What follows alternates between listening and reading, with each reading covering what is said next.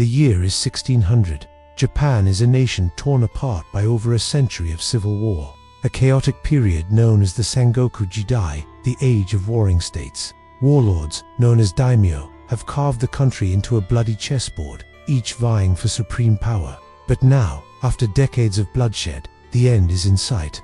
The two most powerful men in the land are about to collide in a battle that will not only decide their fates, but will forge the future of Japan for the next 250 years. This is the story of the Battle of Sekigahara, the ultimate showdown between the patient fox, Tokugawa Ieyasu, and the loyal bureaucrat, Ishida Mitsunari. To understand this epic clash, we have to go back a few years.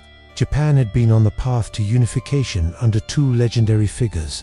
First, Oda Nobunaga, a brilliant but ruthless daimyo who conquered nearly a third of the country. After his betrayal and death, his most talented general, Toyotomi Hideyoshi, a man who rose from a humble peasant to become the absolute ruler of Japan, completed the unification. Hideyoshi was a master politician and a charismatic leader.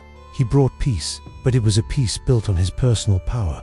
And as Hideyoshi aged, one question loomed over everyone: what happens when he's gone? Hideyoshi had a young son, Hideyoshi, but a child couldn't rule. To ensure a smooth transition and protect his heir, Hideyoshi created the Council of Five Elders, a group of the five most powerful daimyo in the land. Their job was to govern until Hidori came of age. At the head of this council was the wealthiest and most influential daimyo of them all, Tokugawa Ieyasu. Ieyasu was a master of patience and strategy. He had survived the treacherous politics of the Sengoku period through cunning, careful alliances, and sheer willpower. He had allied with Nobunaga, served Hideyoshi, and quietly built up his power base in the rich Kanto region, with his new capital at Edo, which you might know today as Tokyo. While Hideyoshi was alive, Ieyasu played the part of the loyal vassal perfectly. But the moment Hideyoshi died in 1598, the game changed. Enter our second key player, Ishida Mitsunari. Mitsunari was not a great warrior or a powerful daimyo in his own right. He was a brilliant administrator, Hideyoshi's right-hand man. He was fiercely loyal to the Toyotomi clan and saw it as his sacred duty to protect the young Hideyori. Mitsunari was rigid, principled, and had a knack for making enemies. He saw Ieyasu's ambition for what it was, direct threat to Hideyori's rule. He couldn't stand by and watch Ieyasu dismantle everything Hideyoshi had built. As soon as Hideyoshi was gone, Ieyasu began making his moves. He started forming political marriages between his children and the children of other powerful daimyo, a direct violation of Hideyoshi's rules. He acted less like one of five regents and more like the sole ruler of Japan. This infuriated Mitsunari. He tried to rally the other council members against Ieyasu, but many of the battle-hardened, traditional samurai lords disliked Mitsunari. They saw him as an arrogant pen-pusher who had never truly proven himself on the battlefield. They respected Ieyasu's experience and power more than Mitsunari's loyalty. The tension escalated. An assassination plot against Ieyasu, possibly orchestrated by Mitsunari's allies, was uncovered. Ieyasu used this to his advantage, forcing his rivals into submission. The council fractured. It was clear that diplomacy had failed. War was inevitable. Japan was split into two massive factions. In the east, there was Tokugawa Ieyasu's army, the Eastern Army. It was a coalition of powerful daimyo from the eastern provinces, who were either loyal to Ieyasu or saw him as the winning horse to back in the west. Ishida Mitsunari formed the Western Army. He gathered all the lords loyal to the Toyotomi clan and those who feared Ieyasu's growing power. He even managed to convince the powerful Mori Teramoto, another member of the Council of Elders, to be the nominal commander-in-chief, lending the Western Army immense legitimacy. On paper, the Western Army looked formidable, perhaps even stronger than the Eastern Army. The campaign began.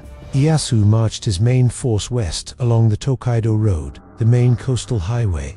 He also sent his son Hadada with a second army of 38,000 men up a central mountain road, the Nakasendo, to converge for the final battle. This would prove to be a critical and almost fatal mistake. Meanwhile, Mitsunari had a plan. He chose the perfect battlefield, a small, foggy valley called Sekigahara. It was a strategic crossroads, surrounded by hills. Mitsunari positioned his forces in a perfect defensive formation on the high ground, creating a kill zone in the valley below. His allies occupied the hills, surrounding the plains where Ieyasu's army would have to deploy.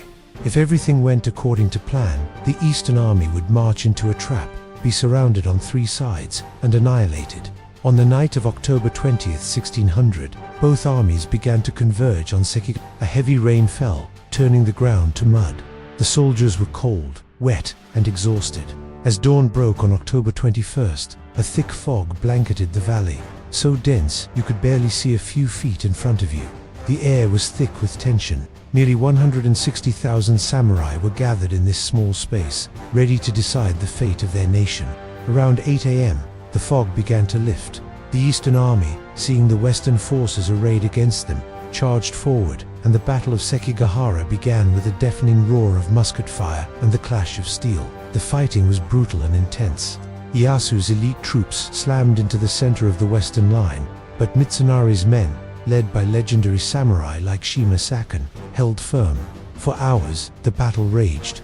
The Eastern Army was taking heavy casualties and making little progress. Ieyasu, stationed on a small hill, anxiously watched the unfolding chaos. He could see his men struggling in the valley. His plan relied on a secret weapon, betrayal. Before the battle, Ieyasu's agents had been secretly negotiating with several of the Western Army.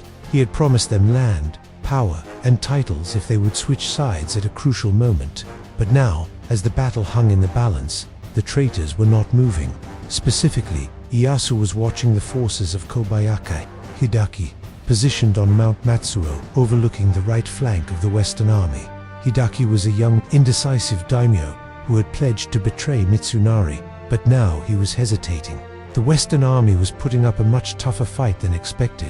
What if he backed the wrong side? Ieyasu was growing desperate. His son Haitada and his 38,000 men were nowhere to be seen. They had gotten bogged down besieging a minor castle and wouldn't make it in time. The battle could be lost right here.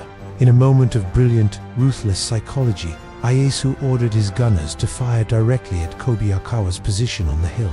It wasn't an attack meant to cause damage. It was a message, a very clear message. The time to choose is now. Join me, or I will consider you my enemy and destroy you. The shock worked.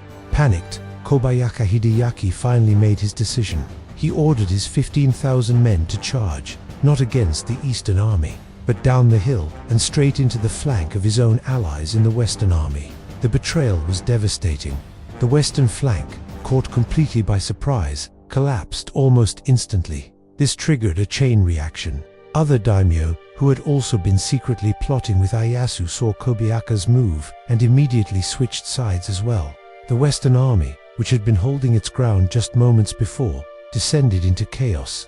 The lines broke, morale shattered, and soldiers began to flee for their lives. Ishida Mitsunari watched in horror as his perfect plan crumbled into dust, undone by betrayal. His loyal troops fought to the last man, but it was hopeless. The battle had turned into a complete rout. By the afternoon, the fighting was over. The field of Sekigahara was littered with the bodies of tens of thousands of samurai. The Eastern Army had won a decisive, crushing victory. In the aftermath, Ishida Mitsunari was captured while trying to escape and was executed in Kyoto, along with other key leaders of the Western Army. Ieyasu was merciless with his enemies, confiscating their lands and redistributing them to his loyal followers. With all opposition shattered, Tokugawa Ieyasu stood as the undisputed master of Japan. 3 years later, in 1603, the emperor granted him the title he had coveted for so long. Shogun, he established the Tokugawa shogunate, a military government that would rule Japan from his capital at Edo for over 250 years, a period of unprecedented peace and stability known as the Edo period. The Battle of Sekigahara wasn't just a victory of arms, it was a victory of patience, strategy, and ruthless politics. It was the final, bloody chapter of the Sengoku Jidai and the first page of a new, unified Japan. The echoes of that foggy morning in October 1600 would resonate for centuries, shaping the destiny of a nation. Thanks for watching.